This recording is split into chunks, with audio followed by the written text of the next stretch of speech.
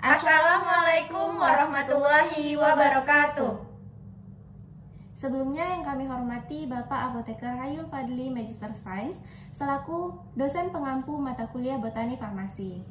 Sebelumnya kami izin memperkenalkan diri, nama saya Aryana Najwa Nabila Suzarman dengan NIM 2201198. Dan saya Mutiara Putri Amri dengan NIM 2201217.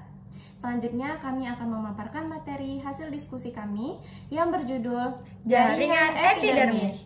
Berikut videonya. Check it out! Setiap makhluk hidup di dunia ini memiliki pelindung untuk melindungi dirinya dari segala hal atau faktor yang dapat merusak atau membahayakan dirinya. Nah, pada tumbuhan, pelindung ini dinamakan jaringan epidermis. Apa sih itu jaringan epidermis? Kata epidermis ini berasal dari bahasa Yunani kuno, yang mana kata epi pada epidermis itu berarti upon atau di atas, dan dermis itu berasal dari kata bahasa Yunani kuno yaitu derma, yang artinya adalah skin atau kulit. Nah, jaringan epidermis ini merupakan jaringan yang terletak pada bagian terluar dari setiap organ tumbuhan, yakni pada bagian akar, batang, dan juga daun. Nah, jaringan epidermis ini hanya memiliki satu sel yang berbentuk persegi dan ditutupi atau dilapisi oleh lapisan kutikula.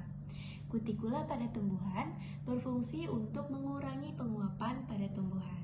Nah, setelah tahu dan paham mengenai penjelasan jaringan epidermis, pasti akan timbul pertanyaan, apa saja sih fungsi dari jaringan epidermis ini? Fungsi epidermis. Epidermis memiliki fungsi yang pertama, pelindung bagian dalam organ tumbuhan. Yang kedua, menghindari hilangnya air karena penguapan. Yang ketiga, mencegah kerusakan mekanik oleh suhu. Dan yang keempat, mencegah hilangnya zat-zat makanan. Nah, ciri-ciri dari jaringan epidermis ini antara lain, jaringan epidermis terdiri dari sel-sel hidup yang berbentuk persegi panjang. Nah, sel-selnya ini tersusun dengan rapat dan tidak memiliki ruang antar sel. Pada jaringan epidermis itu tidak memiliki klorofil.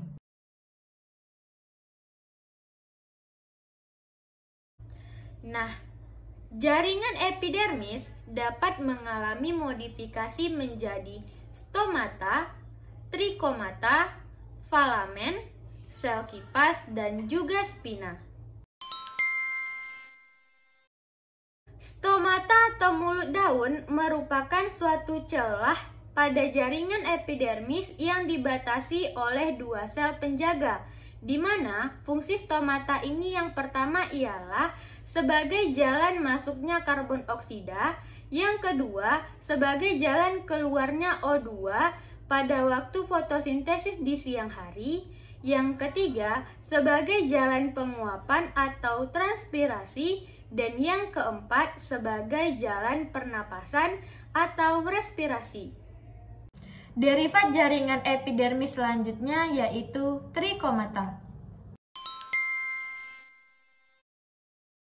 Trikomata atau rambut pelindung merupakan derivat atau modifikasi dari jaringan epidermis. Trikomata terbagi atas dua, yaitu trikomata non-glandular dan trikomata glandular. Apa sih itu perbedaan antara keduanya?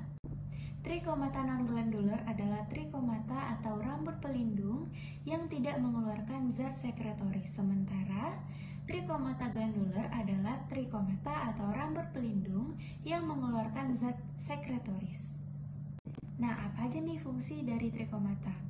Fungsi dari trikomata yang pertama adalah untuk mengurangi penguapan, meneruskan rangsangan, untuk melindungi tumbuhan dari gangguan manusia dan hewan, membantu penyerbukan dan penyebaran biji, dan juga sebagai alat untuk memanjat. Derivat jaringan epidermis yang ketiga adalah filamen. Filamen merupakan lapisan sel mati di bagian dalam jaringan epidermis. Contohnya itu pada tumbuhan anggrek, seperti gambar berikut ini. Nah, filamen ini memiliki fungsi sebagai alat penyimpanan air. Derivat jaringan epidermis selanjutnya yaitu sel kipas. Sel kipas merupakan derivat jaringan epidermis yang biasanya disebut dengan mother cell atau boliform cell. Sel kipas ini merupakan alat tambahan pada tumbuhan yang terletak pada bagian daun. Sel kipas berfungsi sebagai tempat untuk penyimpanan air. Bila terjadi penguapan dalam skala besar, maka sel kipas ini akan mengempis dan daun akan menggulung sehingga menghindari terjadinya penguapan lebih lanjut. Derivat jaringan epidermis selanjutnya adalah spina.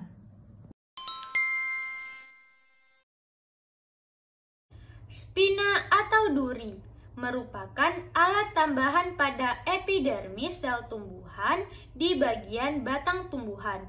Nah, spina dibedakan menjadi dua, yaitu spina asli dan spina palsu. Di mana spina asli merupakan duri yang dibentuk oleh jaringan dari dalam stele batang. Contohnya itu pada batang bunga kertas. Sedangkan palsu itu merupakan duri yang dibentuk oleh jaringan di bawah epidermis. Contohnya itu pada batang bunga mawar. Derivat jaringan epidermis selanjutnya adalah sel kersik.